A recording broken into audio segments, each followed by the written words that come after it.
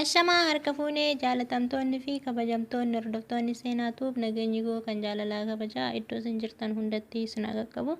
Haddallee viidiyoo biraatiin walitti deebinee jirra. Viidiyoon adda qabadhee isinii deebi ammoo tanaan durallee isinii hojjedhee jira jechuudha yuutuubii isa kiyya kaduraa irratti. Waa'ee imoo liivii akkasuma viidiyoo laaksii guruppii irrattis waan tokko haasa'een jira jechuudha. San irratti ani gaafiin baay'een hin kaayedhe yaanneyyuu gaafii baay'ee na gaafachaa jirtanii haga danda'ame rippilillee isinii deebisee garuu akka isiniif ifa ta'ammootuyyuu haddallee irra deebi'eetan isinitti himaa warra na gaafattaniif jechuudha. Warra beeytaniif ammoo ni beeytaniyyuu warra na gaafattaniif jechuudha. Haga viidiyoo haga dhumaa dhaggeeffadhaa isinitti hima akkamitti akka keessaa baatan jechuudha yoo keessa seentanii jiraattan liivii. Akkasii kan guruppii ammootuyyuu guruppii seentanii seenuu baattanii sun isintuu fi isin qofatu beeka. Maaliif keessattuu shamarran qofaan yoo ka seentan ta'e okay, shamarran dhiiras ta'e Itoophiyaa qofa yoo ta'e okay. Ani waan biraatiif osoo hin taane jechuudha. Guruppii yeroo seentanitti kan gara namoota biyya biraa jiraatan fakkeenya Banglaadeshiin hin jira akkasuma Indiyaan biyya biraa bakka inni beeytan jechuudha. Sunniin ammootuyyuu viidiyoo garagaraa kan hin taane sinirratti ergan jechuudha. Waan akkasii sun na mudateeti kan kana isin biraan gahe jechuudha. Guruppii baay'ee jira. Guruppii yaani kan isaan ijoollee keenya wajjin afaan isaanii kan beektan jechuudha Itoophiyaa jechuudha. Kun yaa'ii guruppii nama kiyyaa tokko ammootuyyuu Itoophiyaati jettanii kan seentan yoo ta'e walitti makatamee jira jechuudha kun. Kanaaf ammootuyyuu namni moobaayila keessan hordofu yoo ta'e fakkeenyaaf akka tasaa madaamiin kee moobaayila kee fuutee kan laaltu yoo ta'e viidiyoo garagaraa kan hin taane keessatti akka tasaa yoo kan argitu ta'e rakkoo biraa sirraan gahuu dandeessi jechuudha. Akkasuma ammootuyyuu kana yoon jedhu osoo isin hin beekne jechuudha kan viidiyoon isin irratti bu'u viidiyoo noormaal miti viidiyoo waanuma hin taane namarratti achirratti erganii yoo ergan ammootu sila ati keessa jirtuufu sirratti bu'a jechuudha. Miseejiinis wanti garagaraa sirratti bu'a.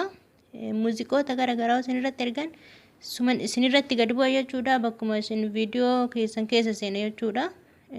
Viidiyoo ka jedhuun jira moobaayila keessan achuma dhufee jechuudha. Muuziqoota garagaraa illaa ta'u viidiyoo hin tattaane ergan jechuudha. Warri onni kunniin jechuudha warri Srilankaa ta'a wantoota garagaraa indiyoota kanneen ta'a viidiyoo hin taane isinirratti erganii jechuudha. Warri argitan ni argitanii.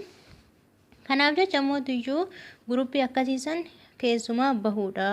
Ani kanan isiniin jedhu kanarraan kaafe ammootuyyuu wantoota hin taane illee namnis yoo kan wallolan namaan kan wallolan yoo ta'e dhaqanii guruppii irratti wal arrabsu achirratti maqaa walii balleessuunis gaarii miti jechuudha.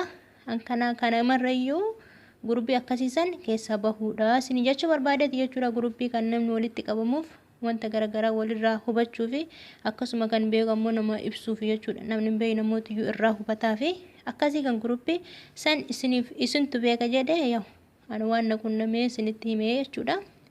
Akka isaarraa ammootiyyuu viidiyoo laaksii ka jedhu moobaayila keessanirra kan jiru yoo jiraate rakkoo qabaayii warri jettan viidiyoo laaksiin uummata akka rakkoon qabu moobaayila keessanirra yoo ta'e inni isinirraas baduu hin danda'u.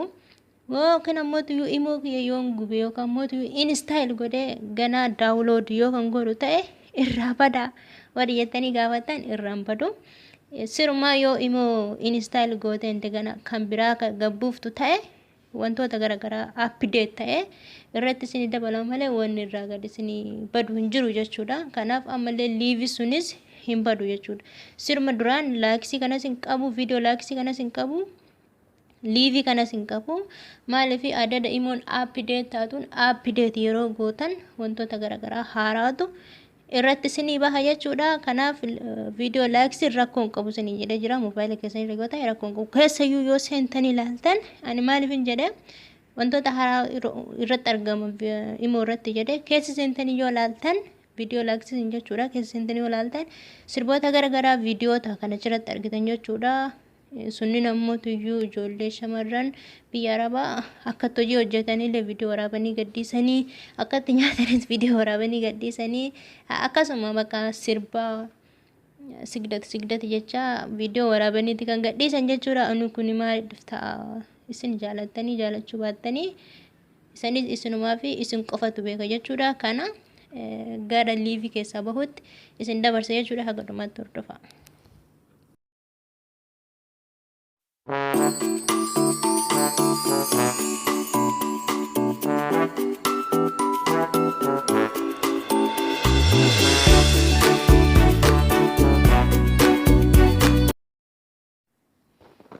Kinoo akkuma argitan jechuudha mobaayila keessanirra yeroo seentanitti bakka kana yoo isin fide jechuudha.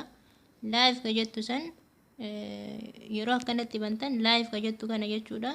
Isinii fide jechuudha. Yoo isinii fide akka gootan jechuudha. Akkanatti liivii keessatti isin seensisa. Liivii kana akkuma argitan namoota baay'eetu asirratti haasa'aa jira jechuudha. Ani yaada screenshot yeroo godhu xiqqeessee gadi buuse malee nama 19 kaasa'u jira, 8 kaasa'u jira, 10 kaasa'u jira. Akkasuma akkuma asirra argitan kana 14 kaasa'u jira jechuudha. Baay'eedhaan haasa'anii as keessa amma fakkeenyaaf kun akkuma argitan ka Amaariffaa kunin jira. Asolitti bakka irraa mure kanatti jechuudha. Warra afaan Oromoo haasa'u jira. Kunni namoota iyyuu kuwwan kan asirratti bifaan argitan kun kan zeega gara biraati jechuudha. Ka barbaadan irraa amma fakkeenyaaf afaan Oromoo haasa'u san yoo kan barbaadan ta'e tokkicha irratti yeroo gattuutanitti akkanatti isin baasa jechuudha. Keessa seentan jechuudha. Akkanatti yeroo argitan keessa seentan namoota achi keessatti haasa'u viidiyoodhaan ni dhageessa ni argitanis sagalee isaanis ni dhageessanii isaanis sin argan jechuudha. Yeroo kana mootuyyuu isin maal gochuu qabdanii erga akkanatti keessa seentanii bakka exit jettu tana gattuutan jechuudha. Exit jettanii erga gattuutanii maal akka isinii fidu walumaan laalla. Kinoo akkuma argitan yeroo exit ka jettu san tuutan sure to live ka jedhu kanatti isin dhufa jechuudha. Yeroo kan as keessaa bahuu ni dandeessa bahuu filatteetta akkasiniin jedha.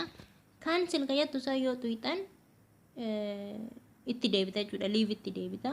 Confirm ka jettu san yoo tuutan ammoo iyyuu live keessaa baatanii jechuudha. Kanaafiyyuu yeroo exit ka jettu san yoo tuutan conform ka jedhu kana tuutan jechuudha. Dirqama conform yoo gootan keessaa baatanii kana yoon jedhu liivii keessaa baatan malee liivii mobaayila keessanirraa badee miti. Yeroo hundayyuu yeroo seentanitti jechuudha. Akkanatti keessaa baatanii maaloo rakkadde akkamittan keessan jira warri jettan akkanatti keessaa baatan jechuudha. Liivii ammootiyyuu akkaataa itti keessaa baatan yoo dhabda yoo isin hin galle ta'e mobaayila keessan cuftanii maal gootanii inni xiqqaatee iskiriinii gara gubbaarratti isin ta'a malee keessa isin yoo isin keessa baatan malee inni ofii isaatti keessa isin keessan bahu jechuudha.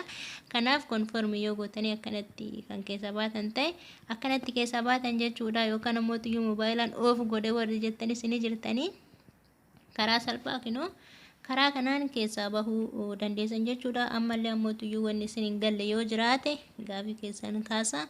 Ana ammoo iyyuu waan hubadheen waan xiqqoo naaf galeen akkanuman isinii beek jedha jechuudha. Waan gaafachuu barbaadan hundayyuu na gaafadha. Koomentii jalatti illee rippilillee hanga tokko isiniifan deebise jechuudha. Yookaan ammoo iyyuu kan ammoo baay'ee na gaafatanii namoonni baay'een na gaafata jechuudha. Kanaaf kunuu viidiyoo tanaan kan isinii deebi'e viidiyoo biraatiin walitti deebinaa agasitti nagaannaa tura. Yoo jaalatan like share koomentii gochuu hin dagatina.